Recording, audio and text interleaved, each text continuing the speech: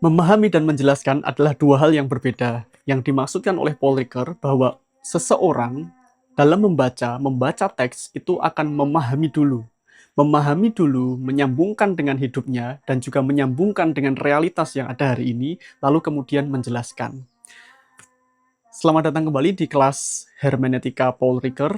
Kita akan melanjutkan setelah kemarin kita belajar tentang noda, dosa, dan kesalahan. Sekarang kita masuk ke dalam konsep memahami dan menjelaskan oleh Paul Ricoeur. Pertama, konsep memahami itu berarti menafsirkan. Dalam kepala kita, setiap kita menerima sebuah respon atau meresepsi suatu hal tertentu ya di dalam hidup ini, itu selalu ada tafsiran di dalam kepala kita. Oh, jangan-jangan saya mendapatkan promosi di dalam karir misalkan. Oh, ketika bos itu senyum dengan kamu, mungkin kamu akan menafsirkan, wah, habis ini saya dapat gaji tambahan nih. Habis ini saya dapat salary, habis ini saya dapat promosi dan sebagainya. Memahami itu adalah menafsirkan. Ini yang dijelaskan oleh Paul Ricoeur.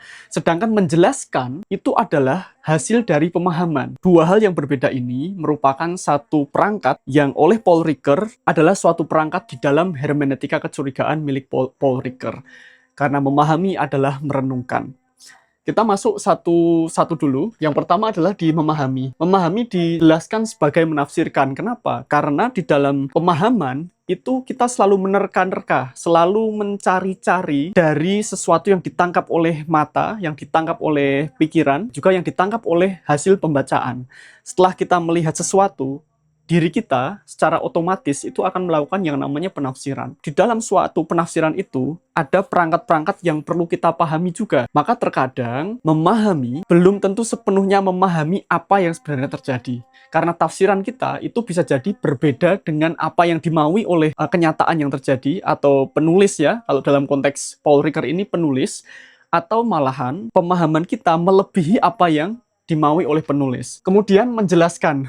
Menjelaskan itu berarti merefleksikan atau menganalisis. Jadi ada refleksi di situ. Ketika saya menjelaskan konsep tentang Paul Ricoeur ini saya sudah membaca dulu. Dan sebelum membaca ini, saya mengalami yang namanya pemahaman tentang cara memahami dalam hermeneutika. Baru kemudian bertabrakan dengan kenyataan bahwa saya harus mengajar, saya harus melakukan penelitian, harus melakukan refleksi dengan berbagai kehidupan yang ada di dalam dunia saya dan diri saya, maka saya baru bisa menjelaskan. Ini contoh bahwa menjelaskan itu butuh yang namanya merefleksikan dan juga menganalisis. Berbeda dengan memahami. Memahami itu butuh menafsirkan atau secara otomatis sudah menafsirkan. Dan menafsirkan itu bisa menghasilkan penjelasan. Karena kita manusia punya pikiran dan punya cara berpikir yang berbeda-beda. Ditambah pikiran kita selalu berlari ke sana kemari, sehingga ketika kita mendapatkan satu objek atau subjek merespon sesuatu, akan menyesuaikan dengan apa yang sedang ada di dalam pikiran kita, di benak kita. Paul Ricoeur mencoba menjelaskan konsep memahami dan menjelaskan ini dalam 3 tahap. Yang pertama adalah tahap tekstualitas, kemudian diskursus, dan bahasa. Paul Ricoeur mencoba memfokuskan pada distansiasi yang oleh Gadamer dianggap sebagai sesuatu yang tidak terlalu penting dalam proses menafsirkan.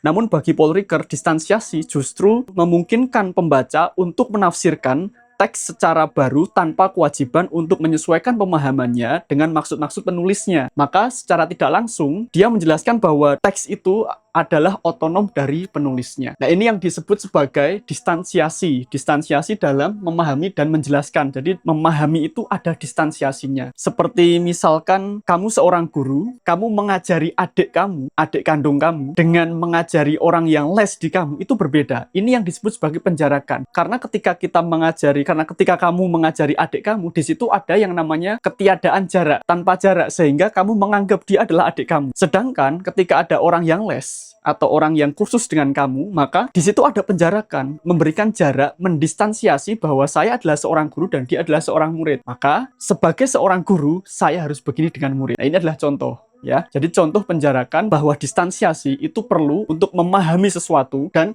untuk menjelaskan sesuatu. Kemudian struktur yang dijelaskan oleh Paul Ricoeur yaitu berupa tekstualitas. Tekstualitas itu adalah ketika kita menggunakan diskursus. Diskursus itu berarti ada dialektika, ada dialog yang kita jalankan, yang kita lakukan di dalam diri kita, yang kemudian melahirkan tekstualitas. Bunyinya seperti apa? Tekstualitas teksnya seperti apa? Bunyinya seperti apa? Asal muasalnya adalah bahasa. Distansiasi itu punya dua sub. Yang pertama adalah distansiasi satu, yaitu diskursus. Yang kedua adalah distansiasi bahasa. Penjarakan itu bisa penjarakan dari diskursusnya dan bisa penjarakan dari bahasanya. Yang menghasilkan bunyi sesuatu itu muncul adalah diskursus. Dan diskursus itu bermuara atau berasal dari bahasa. Maka bahasa menjadi poin penting dalam konsep hermeneutika Paul Ricoeur. Dan bahasa menjadi pemeran utama yang melahirkan pemahaman dan melahirkan penjelasan. Contoh misalkan, ketika kemarin Lebaran, kita sowan ke saudara-saudara kita, ke pakde-pakde kita, terutama ke pakde, maka akan ada kemungkinan kita dapat angpau. Dan bahasa Lebaran itu selalu seperti itu. Siapa yang lebih tua atau yang sudah kerja, kita akan mendapatkan uang ya, atau angpau. Dan di kepala kita sudah tertanam kalimat dan kata-kata bahwa ketika saya ke Pak D ini, saya akan mendapatkan ini. Ini tafsiran kan? Padahal belum tentu. Bisa jadi Pak D-nya juga sudah habis uangnya. Sehingga melahirkan diskursus. Diskursus nanti akan dibicarakan dengan siapa? Dengan adik-adik kamu, dengan teman kamu yang akan berkunjung ke Pak D kamu. Setelah diskursus ini jalan, nanti kemudian berbunyi apa? Berbunyi bahwa ketika kita berkunjung ke tempat Pak D itu,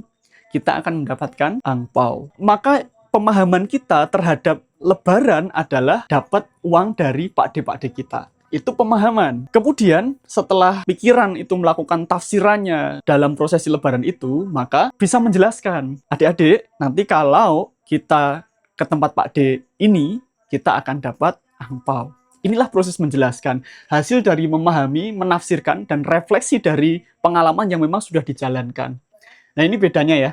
Distansiasi itu apa? Adalah jarak yang terbentuk antara penulis teks dan pembacanya. Di kepala kita itu teksnya itu selalu jalan, running ya. Jadi jalan terus, ada apa saja. Saya sedang tidak membaca pikiran kamu, tapi kamu sendiri yang membaca pikiran kamu. Jalan terus. Ini mau makan apa, kuotanya mau habis, mau internetan di mana, mau ke kafe mana, mau ngopi dengan kopi yang apa, macam-macam. Jadi di dalam kepala kita itu ada teks yang selalu terus-menerus muncul dan kita selalu terus-menerus menafsirkan. Wah, tiba-tiba dapat notifikasi Gojek, dapat notifikasi dari ShopeePay, lalu menafsirkan, wah ini nanti kalau dapat duit, nanti aku pasti beli ini, nanti pasti beli itu, dan sebagainya. Sehingga ketika kita tidak memberikan jarak dari segala hal yang masuk ke dalam kepala kita, yang terjadi adalah ketidakmampuan untuk menjelaskan, ketidakmampuan untuk memberikan penalaran atau logika secara objektif. Karena apa? Karena kita selalu terpapar terus dengan bahasa yang ada di kepala kita. Dan diskursus itu jalan terus. Misalkan ya, kalau dulu itu kan ada warnet ya, ketika kita mau main game, itu kita ke warnet dulu. Dan di kepala itu selalu berbunyi, ayo uang masih 3.000, ayo kita ke warnet. Uang masih 5.000, ayo kita ke warnet. Wah jangan, nanti uang ini buat sanggup besok. Uang ini buat ini, buat ini, buat ini. Tapi ternyata menang mana? Menang mau ke warnetnya kan. Nah kalau hari ini, kalau dapat uang ketika Lebaran, itu buat apa? Buat beli paket data. Nah beli paket data ini adalah bunyi ketika kita sudah selesai menafsirkan bahwa setelah Lebaran ke tempat Pak D, saya akan dapat uang, nanti akan saya gunakan untuk membeli paket data. Ketika sudah membeli paket data, buat apa? Buat nge-game. Yang berbunyi semuanya adalah di dalam kepala, dan diskursus, ketika tidak ada orang lain, maka kepala kita akan mengalami diskursus dengan dirinya sendiri. Betapa penuhnya kepala ini dengan banyak sekali bahasa yang muncul tanpa kita sadari. Maka distansiasi itu perlu dan penting untuk memberikan jarak antara pikiran kita, bahasa kita, dan apa yang akan kita putuskan di masa yang akan datang. Oleh karena itu, refleksi akan menjadi penjelasan. Jadi ketika orang melakukan refleksi terhadap dirinya, ketika orang sudah merefleksikan apa yang dia alami, maka dia bisa menjelaskan sesuatu. Akan sulit bagi seseorang menjelaskan suatu hal yang sangat rumit kalau belum mengalami yang namanya refleksi. Jadi memahami dan menjelaskan menjadi satu alat yang sangat penting dalam mode penafsiran hermeneutika yang ditawarkan oleh Paul Ricoeur dalam konteks menafsirkan teks-teks sakral dan teks keagamaan atau mitos-mitos yang ada di dalam Alkitab atau kitab suci. Kemarin kita sudah belajar tentang noda, dosa, dan kesalahan. Maka di dalam noda, dosa, dan kesalahan ada memahami dan ada menjelaskan, ada cara memahami dan ada cara menjelaskan yang layak kita pelajari dan layak untuk diteliti lebih jauh agar pikiran kita menjadi lebih clear dan bisa memberikan jarak tentang apa yang kita pikirkan dan apa yang akan kita lakukan. Terima kasih, sampai bertemu di kelas berikutnya.